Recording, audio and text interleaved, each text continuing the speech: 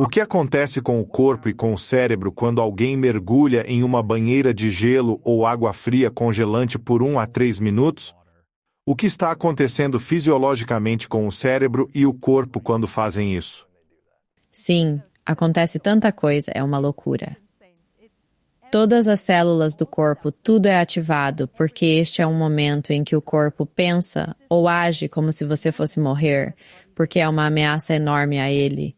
Você poderia morrer em apenas 20 minutos em água gelada, talvez em 15 minutos, ou até meia hora, dependendo tanto da temperatura quanto de como, é claro, você está na água. Se você cair acidentalmente, então isso é sem dúvida perigoso.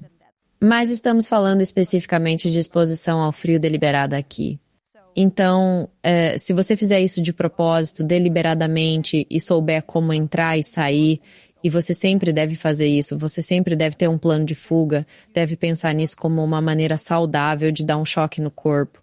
Você dá um choque e isso ativa todos os seus receptores de frio no corpo quando você intencionalmente se submerge na água gelada. Desse modo, isso vai imediatamente enviar um sinal ao seu cérebro, como eu falei agora há pouco.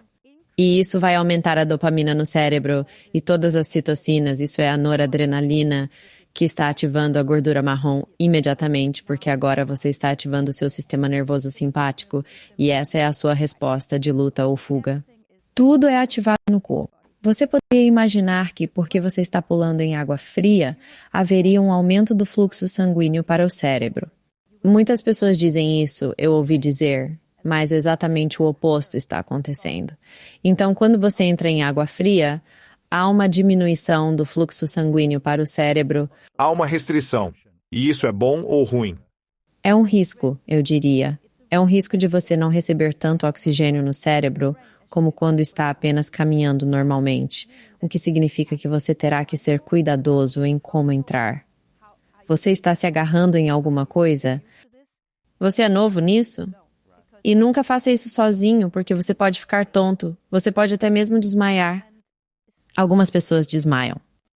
E especialmente se você fizer algum tipo de retenção de respiração antes de entrar ou hiperventilação, eu simplesmente não recomendaria isso.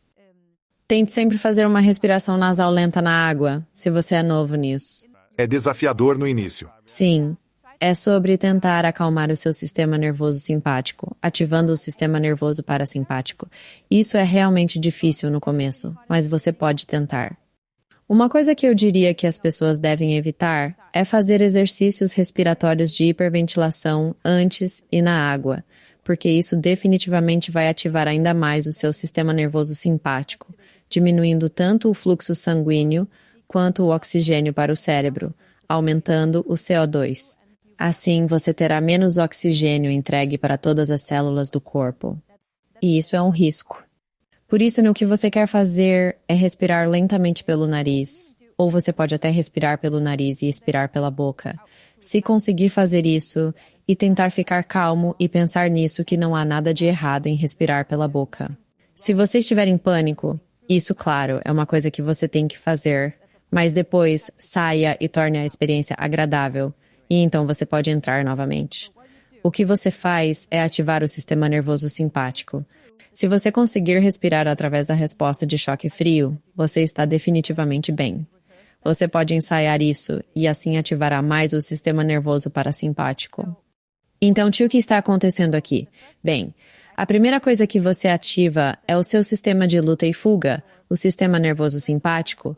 Todos os seus hormônios de estresse estão aumentando, noradrenalina e dopamina.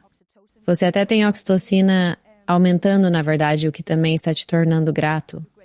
E você tem esse hormônio do amor no seu cérebro.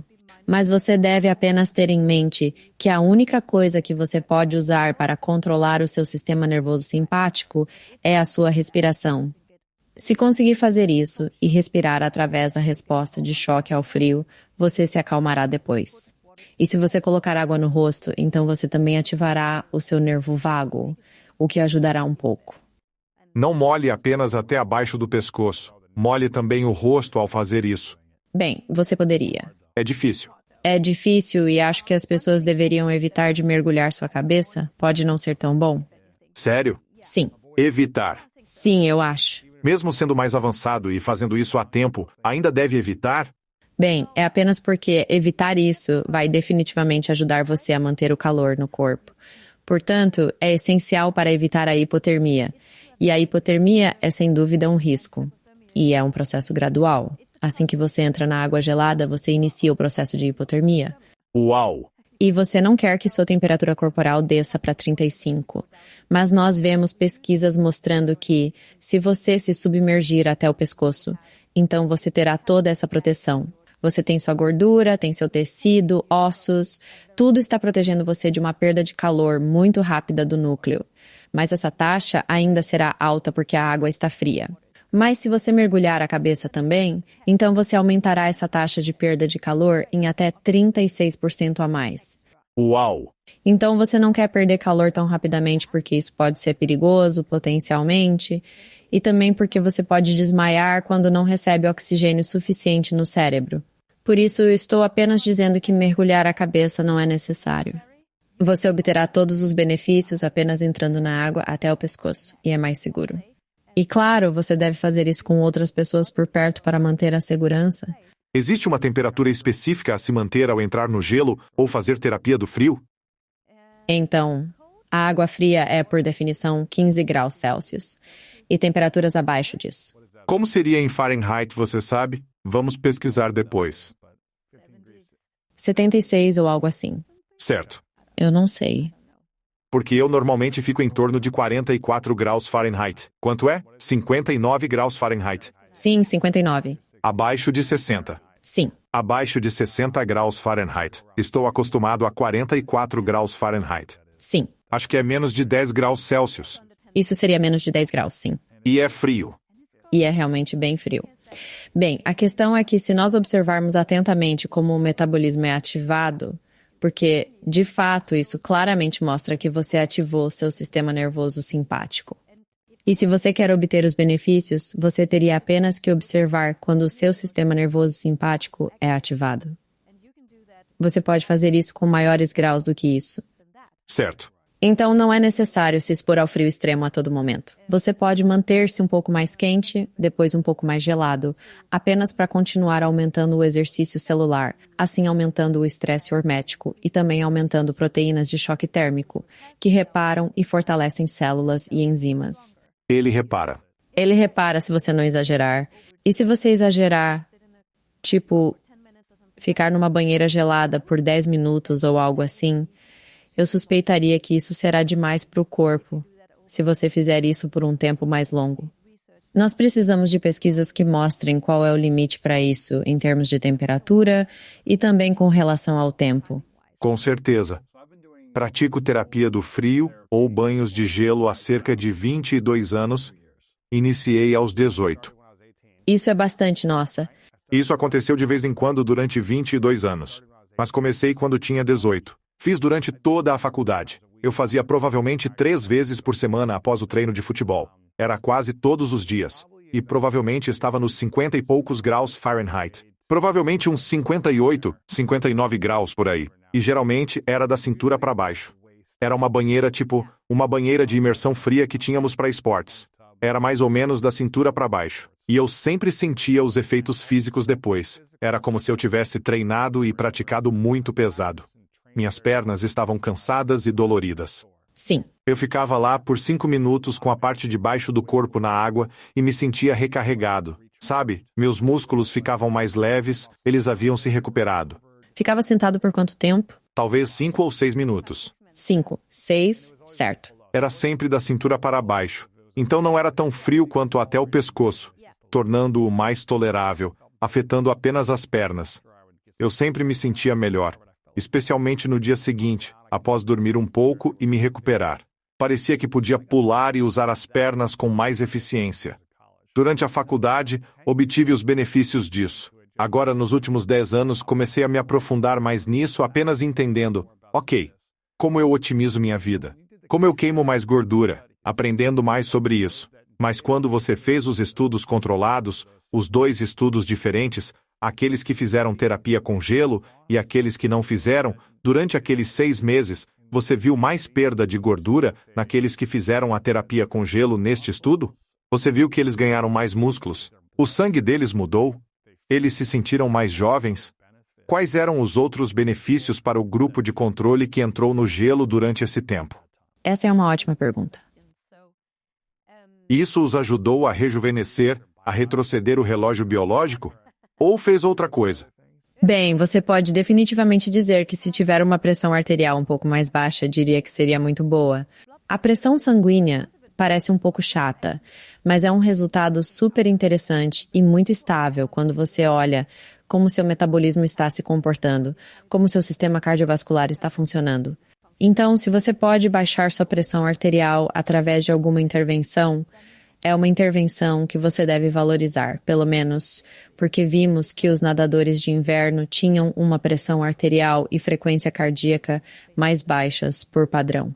Isso significa que provavelmente eles têm uma inflamação menor e também um melhor metabolismo, o que também vimos ao medir a gordura marrom. Nós vimos também que eles tinham um melhor metabolismo da glicose. Isso quer dizer que eles estavam indubitavelmente em melhor saúde. Quando eles bebiam essa bebida açucarada, é um teste de tolerância à glicose. Processaram melhor, né? Foi mais eficiente. Está eliminando o açúcar da corrente sanguínea eficientemente. Não armazena a gordura, mas a elimina. Sim, exatamente. Então fizemos aquele teste e vimos que eles tinham um metabolismo de glicose mais rápido. Eles também tinham níveis mais baixos de insulina. Então, os níveis de insulina têm que estar o mais baixo possível, porque isso significa que nossas células são muito sensíveis ao açúcar. E isso é bom, pois assim você não tem todo aquele açúcar circulando na sua corrente sanguínea. Certo.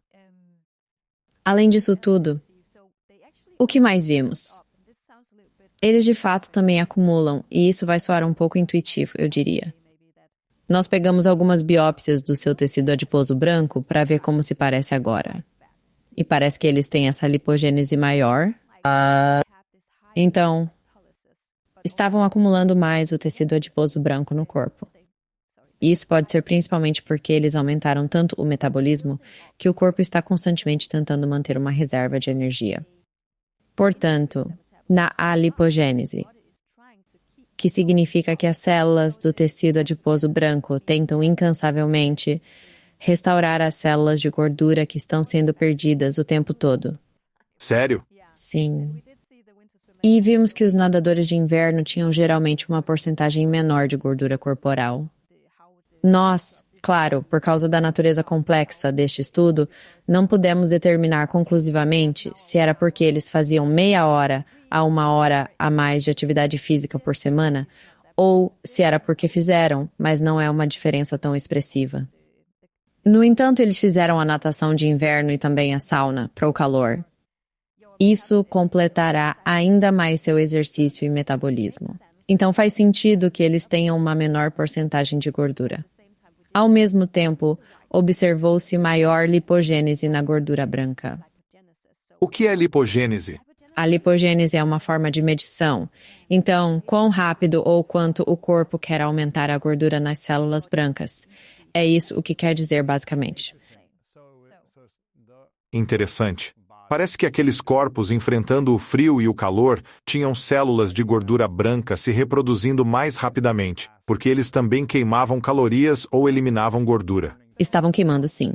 Então era tipo, ok, precisamos ficar por perto aqui para proteger você se houver um jejum. E assim estavam construindo células de gordura tão rápido quanto as queimavam. Talvez não. Era mais forte? Estavam tentando. Certo, certo. Mas queimava mais rapidamente do que as mantinha.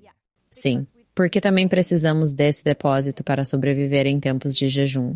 E este corpo nosso é antigo, sabe? É um DNA muito antigo, onde íamos caçar e nem sempre tínhamos tanta comida quanto temos hoje.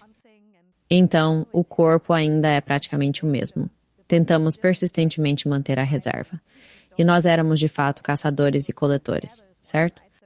Havia períodos em que não tínhamos absolutamente nada. Então, precisamos dessa reserva para que possamos sempre ter um pouco de comida disponível em momentos quando simplesmente não temos comida alguma, então ainda temos isso. Continuamos tentando construir isso.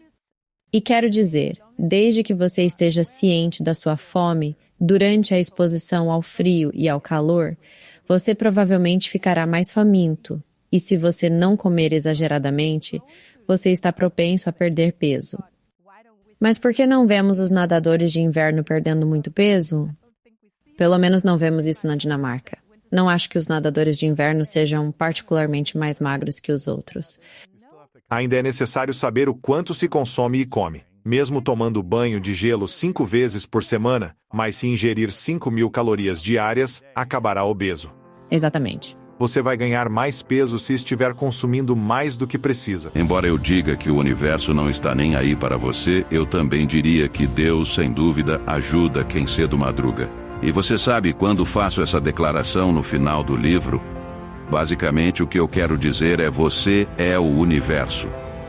Você é a força que decide.